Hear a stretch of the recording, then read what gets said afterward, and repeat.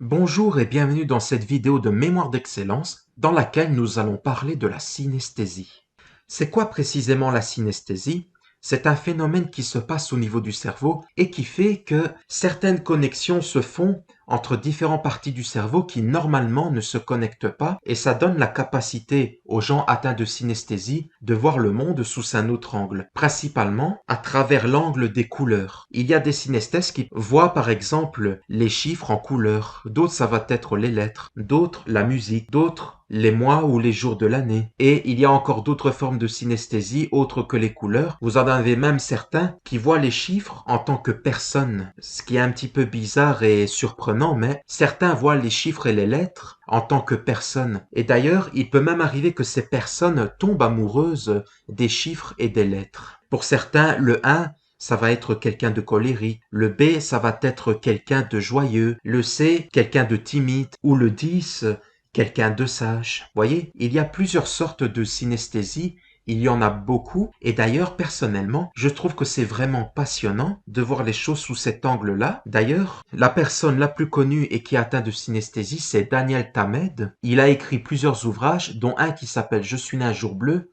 C'est un récit biographique dans lequel il raconte sa vie. Il explique comment il a vécu la synesthésie au long de sa vie. A précisé que Daniel Tammed est également atteint du syndrome d'Asperger. C'est une forme d'autisme. On dit que les personnes atteintes de cette forme d'autisme, ce sont des savants, des autistes savants précisément. On les appelle comme ça parce que cette forme d'autisme leur donne des capacités cognitives extraordinaires par rapport aux personnes normaux. Il faut savoir aussi que ce n'est pas parce qu'une personne est atteinte de synesthésie qu'elle est autiste.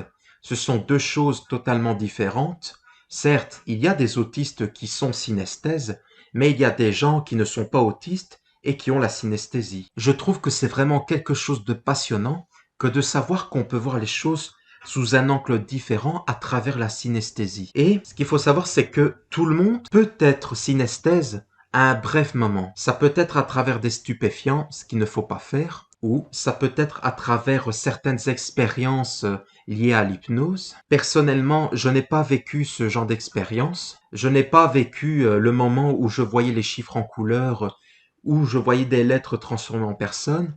Mais sachez que il peut arriver que pour certaines personnes qui pratiquent de l'hypnose ou qui prennent des stupéfiants, d'avoir une forme de synesthésie, mais pendant un très court instant. Après, est-ce qu'on peut devenir synesthèse? Non, c'est de naissance.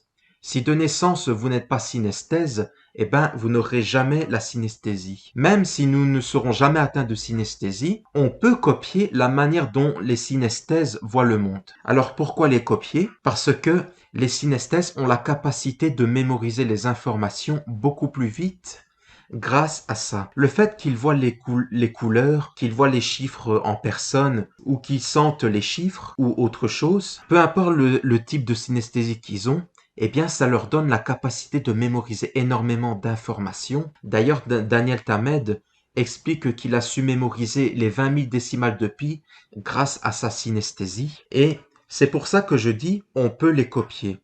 Le fait d'utiliser notre imagination, le fait de transformer les chiffres à travers, par exemple, la technique du grand système, du major system comme on l'appelle en anglais, ou le fait d'utiliser le palais mental, le fait d'utiliser d'autres techniques qui utilisent les nombres, eh ben, on copie la manière dont les synesthèses voient ces chiffres. Et c'est ça qui va nous aider à prendre en compte leur stratégie afin que nous aussi, nous puissions utiliser leur manière de voir pour mémoriser les informations. En tout cas, c'est ce que les grands mnémonistes font. Les mnémonistes copient la manière dont les synesthèses voient le monde. Et il est possible, avec un peu d'entraînement, de voir un peu les choses sous la manière d'un synesthèse, bien que, même en s'entraînant, même en devenant un super mnémoniste, nous ne serons jamais synesthèses. Merci d'avoir écouté cette vidéo jusqu'au bout.